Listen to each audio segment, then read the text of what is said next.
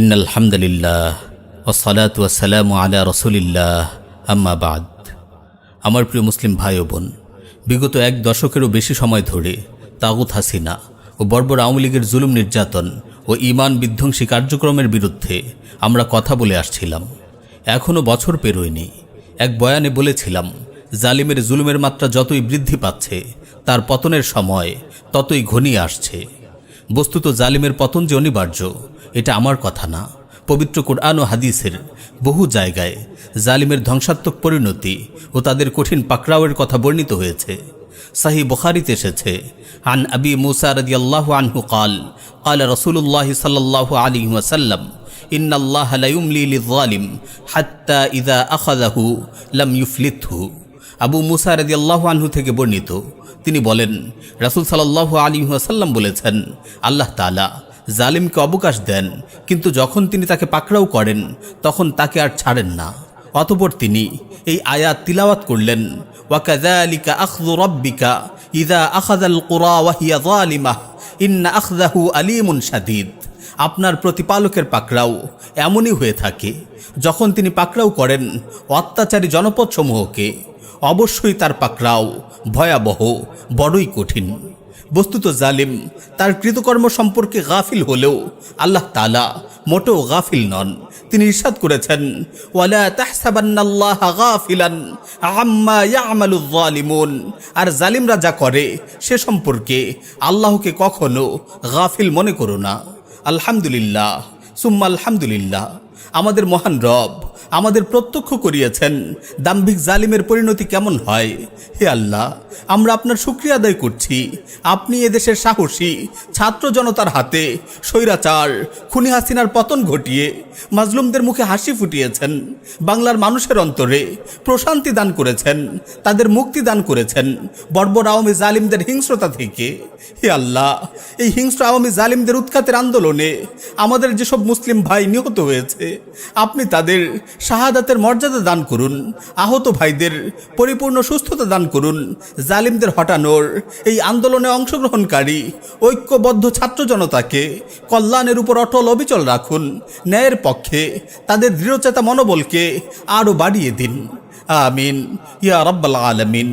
আমার প্রিয় মুসলিম ভাই ও বোন, এই জালিম হাসিনা ও তার অনুগত গোলামরা কখনো ভাবেনি এইভাবে তাদের পতন ঘটবে। এমন লাঞ্ছিত অপদস্থ হয়ে তাদের পালিয়ে যেতে হবে। তারা ভেবেছিল তাদের ছাত্রলীগ ও যুবলীগের বিশাল ক্যাডার বাহিনী আছে, আওয়ামী লীগের বহু নেতাকর্মী আছে, পুরো প্রশাসন তাদের অনুগত লোকে ভরপুর। পুলিশ, র্যাব, বিজিবি, সেনাবাহিনী, নৌবাহিনী, বিমান বাহিনী, সব সেক্টর সাজানো তাদের হুকুমের গোলাম দিয়ে। আদেশ করলে যারা গুলির পর গুলি করে ছাত্র জনতার অগ্রযাত্রাকে রুখে দেবে, কয়েকটা লাশ ফেলে পরিস্থিতি নিজেদের অনুকূল করে নেবে। তারা ভেবেছিল প্রতিবাদী ছাত্ররা তাদের সহপাঠী বন্ধুদের রক্তাক্ত লাশ দেখেই ভয় পেয়ে যাবে, আন্দোলন বেগবান না করে পিছু হটবে। তাগুত হাসিনা ও তার অনুগত দাসরা ভাবেনি আপন সহপাঠীদের রক্তাক্ত লাশ দেখেও ছাত্র সমাজ এভাবে গুলির সামনে বুক টান টান করে দাঁড়িয়ে যাবে। একের পর এক বুকে বুলেটের আঘাতে ক্ষত বিক্ষত হয়েও সামনে এগিয়ে যাবে। তাগুতের দল ভাবেনি এই ছাত্র জনতা সকল বাধার রক্তস্রোত পেরিয়ে আওয়ামী লীগের দাম্ভিকতা ধুলোয় মিশিয়ে দেবে। খুনি হাসিনার ভাবনায় আসেনি প্রতিবাদী এই ছাত্র জনতা এভাবে তাকে ক্ষমতাচ্যুত করে ছাড়বে, পুরো দেশ থেকে আওয়ামী সন্ত্রাসীদের শিকড় উপড়ে ফেলবে। দাম্ভিক হাসিনার কল্পনায় আসেনি তার বাবার মুরাল মূর্তিগুলো এভাবে ভেঙে গুড়িয়ে দেওয়া হবে।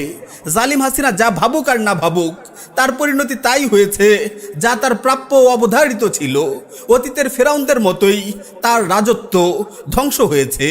মানুষের কাছে সে চরম ঘৃণিত ও ধিক্কৃত হয়েছে।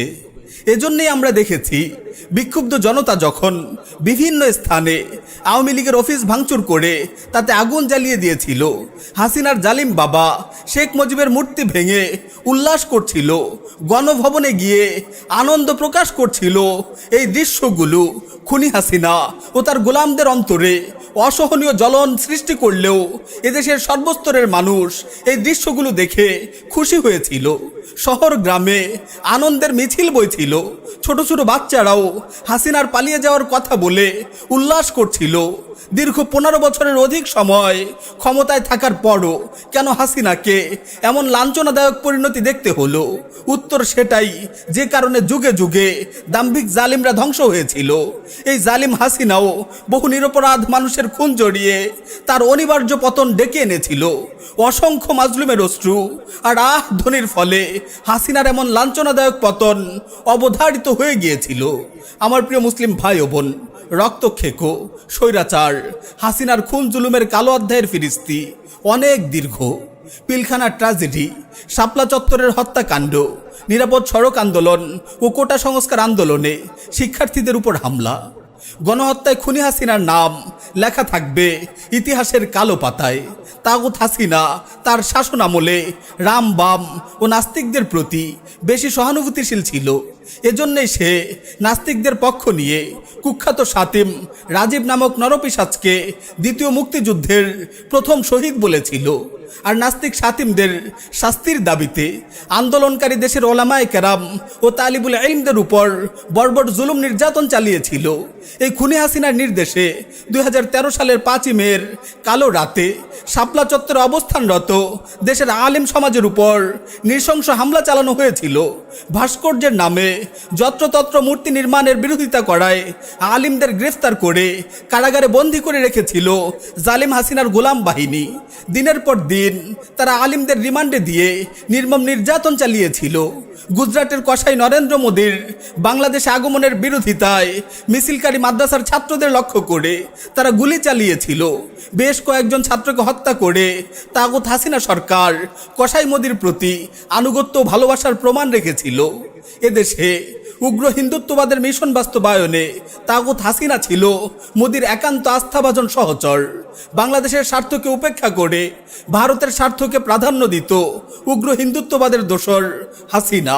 তাগুত হাসিনা সরকার রাজাকার নির্মূলের নামে বাংলাদেশ জামায়াত ইসলামের শীর্ষ নেতাদের ফাঁসিতে ঝুলিয়ে হত্যা করেছিল। জননন্দিত আলিমে দিন আল্লামা দিলাওয়ার হোসেন সাইদি রাহিমাহুল্লাহকে বছরের পর বছর জেলে বন্দী করে নির্মম নির্যাতন করেছিল। অবশেষে চিকিৎসার নামে তাকে হাসপাতালে এনে পরিকল্পিতভাবে খুন করেছিল। তার লাশের সাথেও নির্দয় অমানবিক আচরণ করেছিল। ঢাকায় তার জানাজা পড়তে দেয়নি।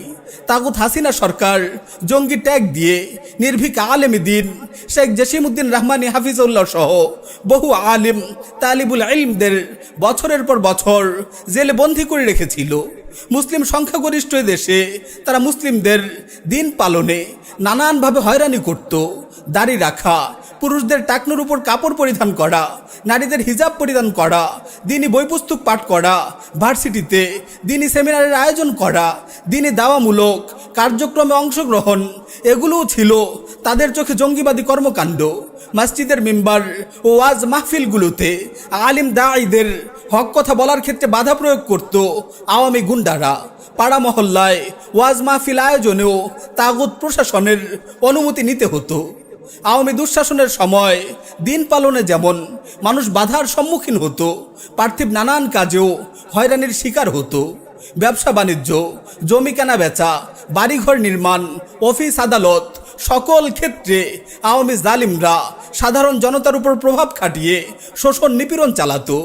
আওয়ামী সন্ত্রাসীরা হাটবাজারগুলো নিয়ন্ত্রণ করত। ক্রেতা বিক্রেতাদের কাছ থেকে নানানভাবে তারা চাঁদা আদায় করত। দুর্নীতিবাজ আওয়ামীপন্থী আমলাদের কারণে অফিস আদালতগুলো ঘুষ আর দুর্নীতির আখড়ায় পরিণত হয়েছিল। চাকরির নিয়োগে ছিল দুর্নীতি আর বৈষম্য। লীগপন্থী অযোগ্য অথর্ব লোকগুলো সরকারি চাকরিতে সহজে নিয়োগ পেত। আওয়ামী দুঃশাসনের সময় শিক্ষা প্রতিষ্ঠানগুলোও অনিরাপদ ও অস্থিতিশীল হয়ে উঠেছিল। হল দখল, সিট বাণিজ্য, ক্যান্টিনে বিশেষ সুবিধা গ্রহণ, তুচ্ছ কারণে ক্যাম্পাস জুড়ে মারামারি, এভাবে দলীয় প্রভাব খাটিয়ে ছাত্রলীগের সন্ত্রাসীরা সাধারণ শিক্ষার্থীদের উপর জুলুম নিপীড়ন চালাতো। বুয়েটের মতো শিক্ষা প্রতিষ্ঠানে উচ্চ শিক্ষা গ্রহণ করতে এসে মেধাবী ছাত্র আবরার ফাহাদ ছাত্রলীগের কর্মীদের হাতে খুন হলো। এভাবে সমাজের রন্ধ্রে রন্ধ্রে ছেয়ে গিয়েছিল আওয়ামী সন্ত্রাসীদের জুলুম নিপীড়ন আর খুন ধর্ষণ। তাদের বিরুদ্ধে কেউ মুখ খুললেই তাকে গুম খুনের ভয় দেখাতো। কত নিরপরাধ মানুষকে তারা গুম করে রেখেছিল। আমার প্রিয় মুসলিম ভাই ও বোনেরা, আপনারা জালিম হাসিনার টর্চার সেল ও গুম করে রাখার স্থান আয়নাঘরের কথা নিশ্চয়ই শুনেছেন। সেখান থেকে মুক্তি পাওয়া মাজলুম মানুষগুলোর নির্মমভাবে নির্যাতিত হওয়ার হৃদয় বিদারক কাহিনীগুলো পড়েছেন।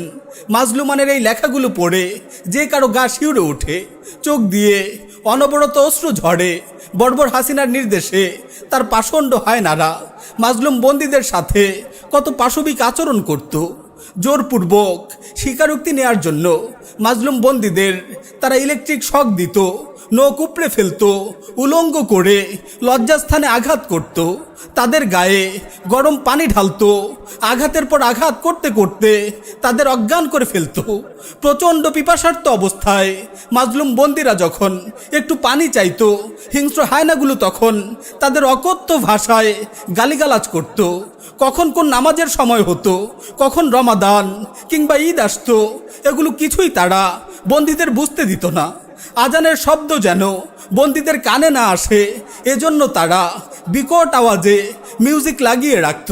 কেউ কুরআন তিলাওয়াত করতে চাইলেও তাকে বাধা দিত। রোজা রাখার জন্য একটু খাবার কিংবা পানি চাইলে ধমকার গালি দিত। পচা নষ্ট খাবার খেতে বন্দীদের বাধ্য করত। প্রচণ্ড জ্বর আর ব্যথায় কাতরাতে থাকা বন্দীদের আর্তনাদেও তাদের হৃদয় গলত না। অসুস্থ বন্দীদের সাথেও তারা পাশবিক আচরণ করত। এভাবে রাত দিন মাজলুমরা নির্মম নির্যাতন সয়ে যেত, আর কাঁদতে কাঁদতে অশ্রুতে তাদের পুরো শরীর ভিজে যেত। মাজলুমদের বুক ফাটা সেই আর্তনাদ, রাতের আধারের সেই করুণ কান্না, আহত ক্ষতবিক্ষত শরীরের সেই গোঙানি শব্দ তাদের মালিক ঠিকই শুনেছেন এবং তাদের জন্য উত্তম ব্যবস্থা করেছেন। সহিহ বুখারীতে এসেছে, আব্দুল্লাহ বিন আব্বাস রাদিয়াল্লাহু আনহু থেকে বর্ণিত, নবী করিম সাল্লাল্লাহু আলাইহি ওয়াসাল্লাম যখন মুআজ রাদিয়াল্লাহু আনহুকে ইয়েমেনে পাঠান, তখন তাকে বললেন, ইত্তাকি দাওয়াতাল মাজলুম ফাইন্নাহা লাইসা বাইনাহা ওয়া বাইনাল্লাহি হিজাব। মাজলুমের ফরিয়াদকে ভয় করবে, কেননা তার ফরিয়াদ এবং আল্লাহর মাঝে কোনো পর্দা থাকে না। হ্যাঁ, মাজলুমের ফরিয়াদ আল্লাহ কবুল করেছেন, জালিমের পতন ঘটিয়েছেন। আজ মাজলুমদের মুখে হাসি ফুটছে, আর জালিমরা ভয়ে পালিয়ে বেড়াচ্ছে। দুনিয়া ও আখিরাতে জালিমরা তাদের কৃতকর্মের বদলা পাবেই পাবে। আওয়ামী লীগের সাধারণ নেতাকর্মীদের বলছি, তাগুত হাসিনা ও তোমাদের দলের এমন লাঞ্ছনাদায়ক পরিণতি দেখেও কি তোমরা শিক্ষা নেবে না? আমার বড় অবাক লাগে, এখনো কিভাবে এই রক্তখেকো খুনি হাসিনার জন্য তোমরা মায়া কান্না করো। এই খুনি মহিলাকে ফিরিয়ে আনতে শপথ ও অঙ্গীকার করো। তবে কি তোমাদের মাঝে মানুষত্বের ছিটি ফোঁটাও নেই? তোমরা কি এই খুনি হাসিনার নৃশংসতার ফিরিস্তি সম্পর্কে জানো না? নাকি সব কিছু জানা সত্ত্বেও তাগুত হাসিনার গোলামি করে চলেছ? তাগুত হাসিনার গোলামি করে দুনিয়াতে তোমরা আর কিসের আশা করছো? এখনো সময় আছে, মৃত্যুর ডাক আসার আগেই তাগুত হাসিনার গোলামি ছাড়ো। তাওবা করে আল্লাহর দিকে ফিরে আসো, আল্লাহর আনুগত্য করে আখিরাতের পুঁজি হাসিল করো। তাগুত জালিম হাসিনার উৎখাতে নেতৃত্ব দানকারী বৈষম্য বিরোধী ছাত্র সমাজের প্রতি আমার আহ্বান থাকবে, প্রিয় ভাইয়েরা, আপনাদের ডাকে সাড়া দিয়ে এদেশের লাখো ছাত্র জনতা জালিমদের বিরুদ্ধে রাজপথে জড়ো হয়েছে। কত ভাই শহীদ হয়েছে, অনেকে চোখ হারিয়েছে, অনেকে পঙ্গু হয়েছে, গুলিবিদ্ধ হয়ে এখনো হাসপাতালের বেডে পড়ে আছে অনেক আহত ভাই। তাদের সবার প্রত্যাশা এদেশে ন্যায়ের শাসন প্রতিষ্ঠিত হবে, আর কেউ স্বৈরাচার হয়ে দেশের মানুষের উপর জুলুম নির্যাতন চালাবে না। কাউকে গুমের শিকার হয়ে আর আয়নাঘরে যেতে হবে না, নিরপরাধ কাউকে কারাগারে বন্দি দশায় জীবন কাটাতে হবে না। সুতরাং শান্তিময় ইনসাফের সমাজ গড়তে আপনাদের প্রচেষ্টা অব্যাহত রাখবেন। জুলুম নিপীড়নের বিরুদ্ধে সর্বদা সজাগ থাকবেন, মানুষ যেন আপনাদের বিরুদ্ধে অশ্রু না ঝরায়। যে জুলুম নিপীড়নের কারণে জালিম হাসিনা ও আওয়ামী লীগের পতন হয়েছে, আগামীতেও কেউ যদি এমন জুলুম নিপীড়ন চালায়, তাদের পরিণতিও জালিম হাসিনার মতোই হবে। ইতিহাসে জালিমদের ধ্বংসাত্মক পরিণতির এমন বহু দৃষ্টান্ত রয়েছে। নিশ্চয়ই জালিমের পতন অনিবার্য। পরিশেষে প্রিয় দেশবাসীকে লক্ষ্য করে বলতে চাই, মনে রাখবেন হাসিনার পতন আমাদের কাঙ্ক্ষিত বিজয়ের প্রথম ধাপ মাত্র। আমাদের প্রকৃত বিজয় তো সেদিনই অর্জন হবে যেদিন আল্লাহর জমিনে আল্লাহর শরিয়া প্রতিষ্ঠিত হবে।